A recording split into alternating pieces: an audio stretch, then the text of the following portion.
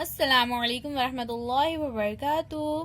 بچوں، آج ہم پڑھیں گے ماحولیات حصہ دوم، سبق نمبر 13، بادشاہ کی قید سے فرار۔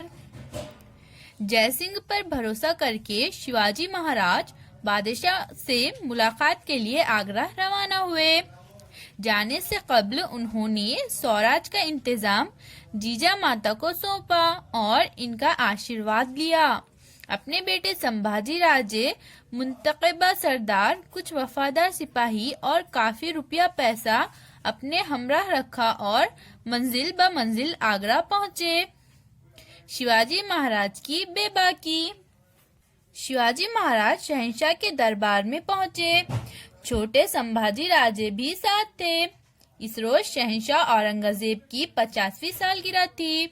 شہنشاہ نے دربار برخاست کیا اور صلح و مشورے کے لیے محل میں آ گئے۔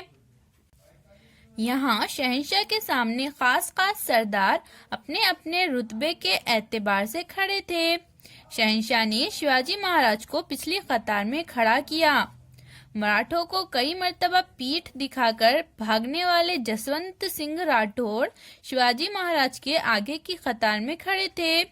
شیواجی مہاراج نے محسوس کیا کہ ہم مہاراشٹر کے راجا ہیں، رتبے کے مطابق ہمارا مقام پہلی صف میں ہونا چاہیے، لیکن شہنشاہ نے ہماری بڑی بے عزتی کی ہے۔ انہیں اپنی بے عزتی برداشت نہیں ہوئی۔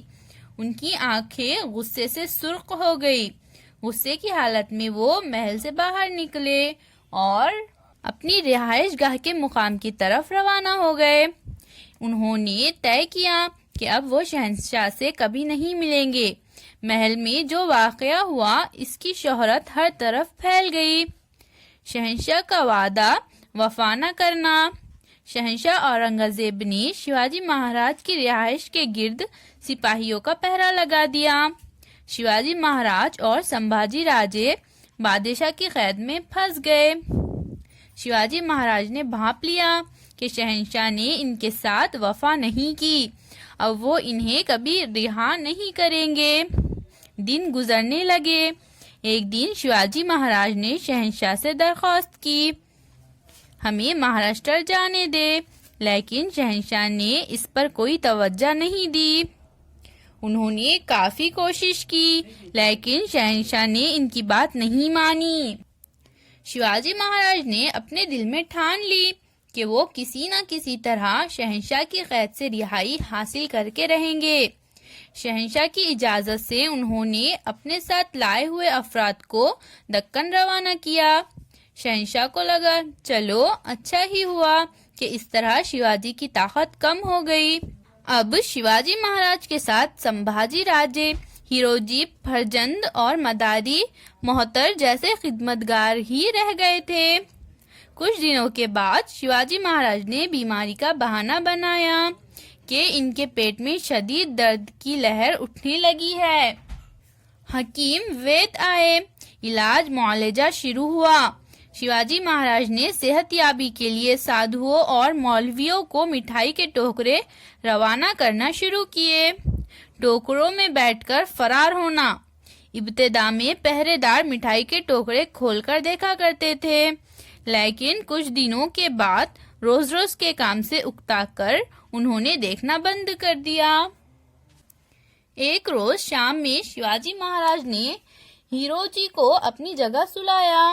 مداری سے کہا کہ وہ ہیروجی کے پیر دباتے رہے۔ شیواجی مہاراج اور سمبھاجی راجے ایک ٹوکرے میں بیٹھ گئے۔ ایک کے بعد ایک تمام ٹوکرے پہرے داروں کے سامنے سے گزرے۔ مقررہ مقام پر وہ حفاظت سے پہنچ گئے۔ وہاں شیواجی مہاراج کے وفادار خادم گھوڑے لیے تیار کھڑے تھے۔ ادھر ہیروجی اور مداری مہاراج کی دوا لانے کے لیے جا رہے ہیں کہہ کر وہ وہاں سے کھسک گئے۔ مہاراج کو قید سے چھڑانے کے لیے ان دونوں نے اپنی جان پر کھیل کر ایک اہم ذمہ داری نبھائی۔ دوسرے دن شہنشاہ کو یہ خبر ملی، اپنی قید سے شیواجی فرار ہو گیا۔ شہنشاہ غصے سے آگ بگولا ہو گئے۔ ان کے تمام سردار گھبرا گئے۔ بادشاہ نے شیواجی مہاراج کی تلاش میں چاروں طرف جاسوس روانہ کیے، لیکن بے سود۔ بادشاہ کی قید سے ہمیشہ کے لیے مراٹھوں کا شیر فرار ہو گیا۔ بھیس بدل کر دشمنوں کو چکما دیتے ہوئے شیواجی مہاراج اپنے ملک کی جانب روانہ ہو گئے۔ انہوں نے سمبھاجی کو متھرا میں ایک محفوظ مقام پر رکھا اور خود آگے بڑھ گئے۔ شیواجی مہاراج کو راج گڑھ میں صحیح سلامت دیکھ کر جیجا ماتا کو بہت خوشی ہوئی۔ 2 مہینوں بعد سمبھاجی راجے بھی صحیح سلامت راج گڑھ پہنچ گئے۔ اس طرح شیواجی مہاراج نے بڑی تدبیر سے بادشاہ کی قید سے رہائی حاصل کی۔ یہ واقعہ سن 1666 کا ہے۔ اللہ حافظ۔